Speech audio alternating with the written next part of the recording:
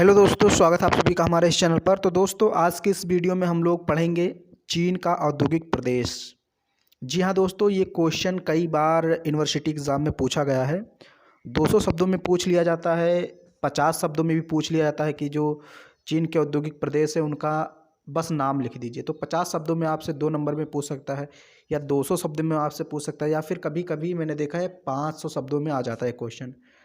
चीन का औद्योगिक प्रदेश आप अनसॉल्व्ड उठा के देखिए, हर बार ये क्वेश्चन आता है, हर बार।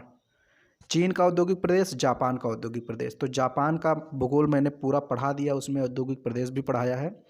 और चीन का भूगोल मैं पढ़ा रहा हूँ, 6-7 वीडियो चीन के पहले ही बना चुका हूँ। और ये आज हम लोग इस वीडियो में पढ़ेंगे चीन का औद्योगिक प्रदेश। अभी जनसंख्या पर भी वीडियो आएगा, चीन की जनसंख्या, और भी कई वीडियो अभी चीन पर आएंगे। तो पूरा चीन का नोट्स आपको एक साथ में मिल जाएगा मेरे टेलीग्राम चैनल पर। जापान का नोट्स आपको टेलीग्राम चैनल पर अपलोड कर दिया गया है, वहाँ से आप डाउनलोड कर लीजिए। चलिए हम लोग पढ़ते हैं चीन का औद्योगिक प्रदेश।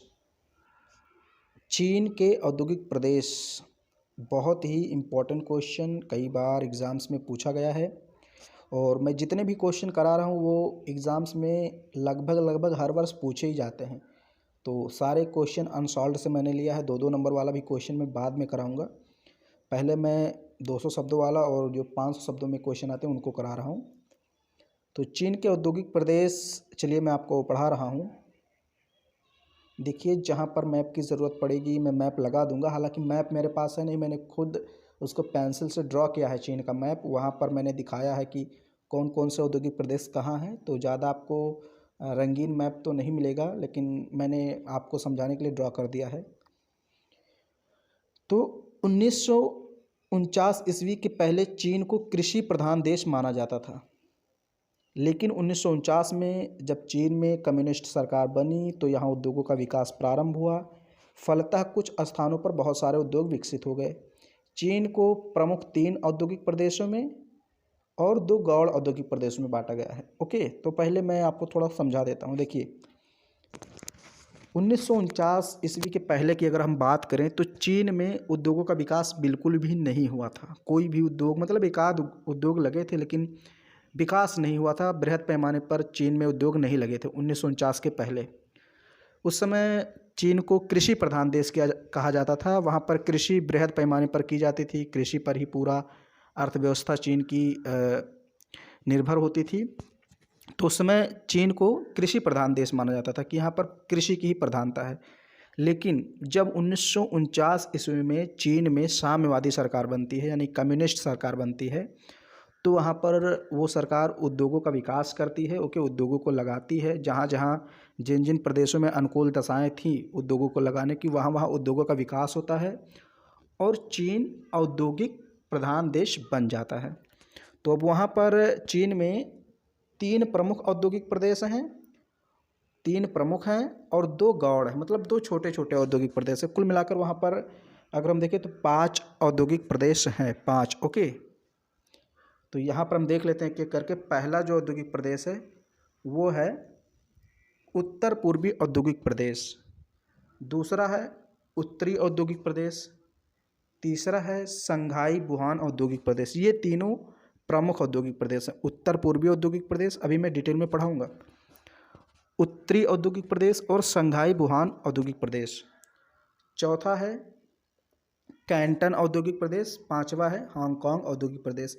ये 2 प्रदेश भी महत्वपूर्ण हैं, हालांकि ये छोटे छोटे प्रदेश हैं, गौड़ प्रदेश इनको कहा जाता है।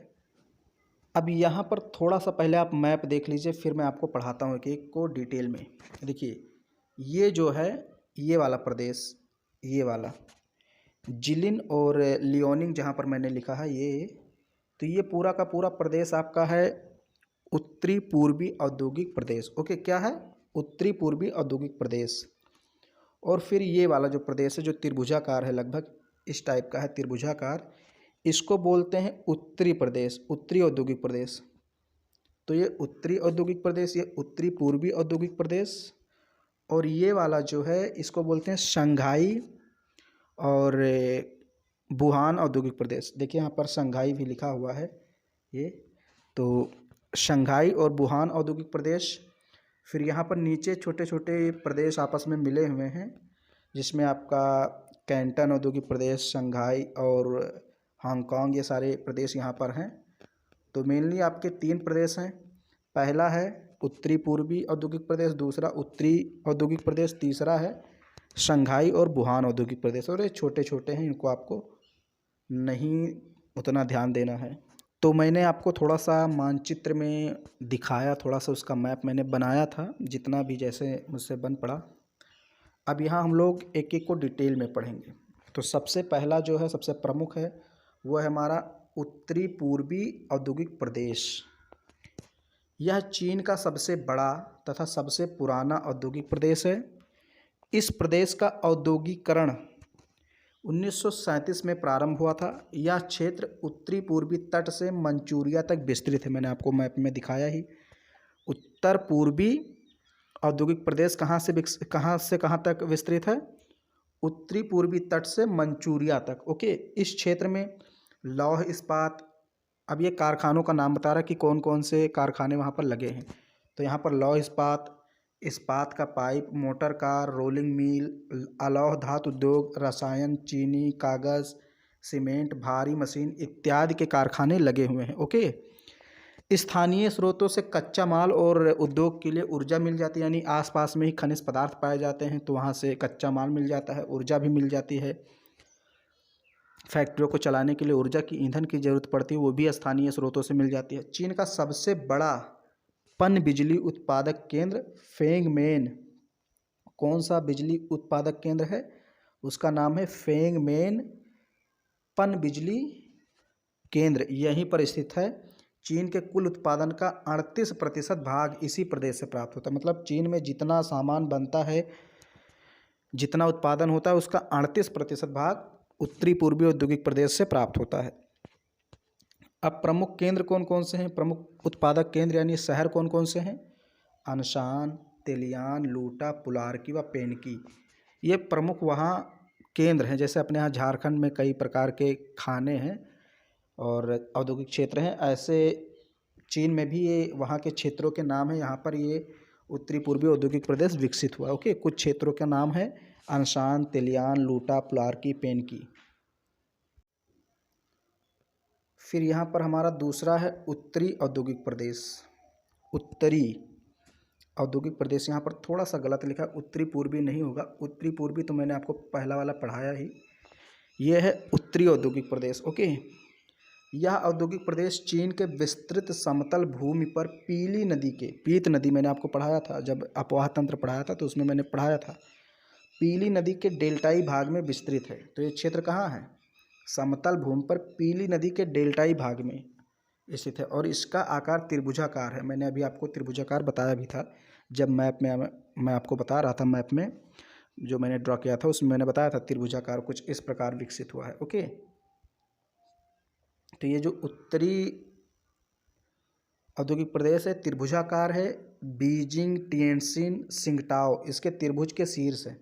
मतलब इसके तीनों बिंदुओं पर कौन है? कहीं बीजिंग, कहीं टिएनसिन, कहीं सिंगटाओ, तीनों बिंदुओं पर 3 शहर स्थित हैं। बीजिंग, टिएनसिन, सिंगटाओ इस त्रिभुज के शीर्ष बिंदु हैं। शांसी, शेंसी इसी के अंतर्गत आते हैं, जहां चीन का 70% कोयला पाया जाता है।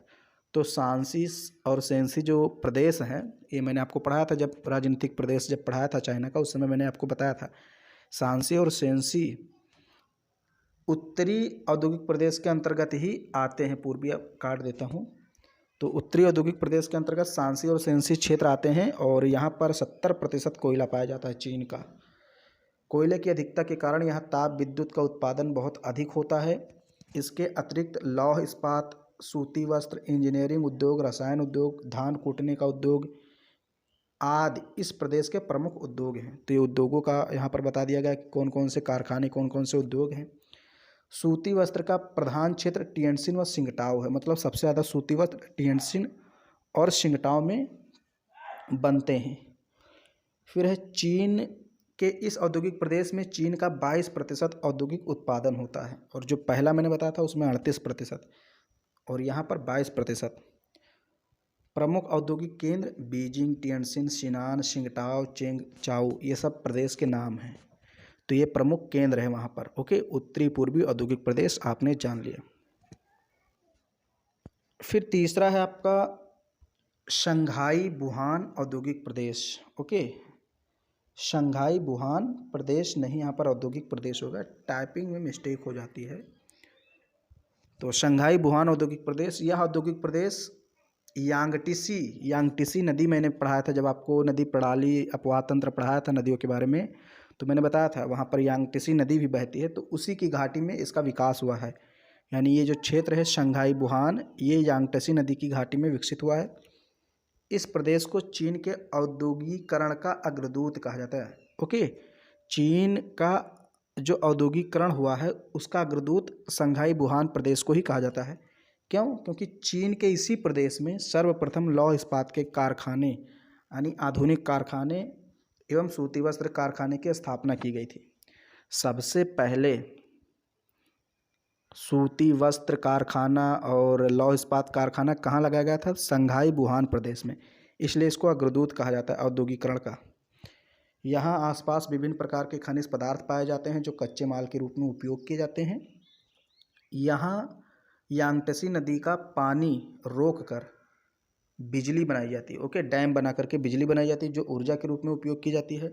यहाँ लौह इस्पात, सूती वस्त्र, रेशमी वस्त्र, दिया सलाई मतलब माचिस, साबुन, कार्बन पेपर, नकली रेशमी वस्त्र, रसायन एवं यंत्रों के कारखाने हैं। यहाँ कुल 28% औद्योगिक उत्पादन होता है। प्रमुख उत्पादक केंद्र नानकिंग, वुहान, शंघाई।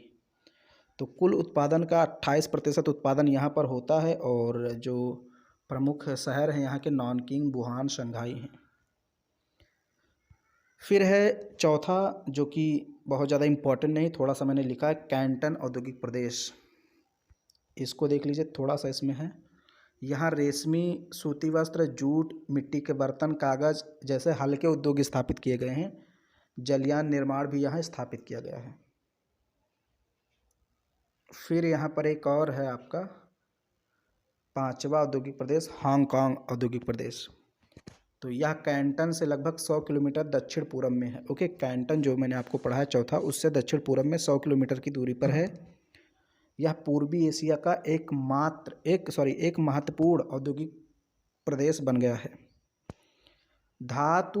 हल्की धातु के पदार्थ, सूती वस्त्र एवं प्लास्टिक बनाने के उद्योग यहाँ स्थापित किए गए हैं। कैंटन से श्रमिकों की पूर्ति भी हो जाती है, यानी कैंटन से सस्ते मजदूर भी मिल जाते हैं जो फैक्ट्रियों में काम करते हैं। तो ये मैंने आपको पढ़ा दिया चीन का औद्योगिक प्रदेश। उम्मीद करता हूँ ये वीडियो आपको काफ़ी पसंद आ रहा होगा, जो मैं लगातार बना रहा हूँ चाइना से संबंधित, और जो भी वीडियो मैं बना रहा हूँ आपको पसंद आ रहा होगा। तो अगर ये भी वीडियो आपको पसंद आया तो इसको भी लाइक कीजिए, और पहले की वीडियो आपने देखा है उसको भी लाइक कीजिए। चैनल को सब्सक्राइब कीजिए, अपने दोस्तों में शेयर कीजिए।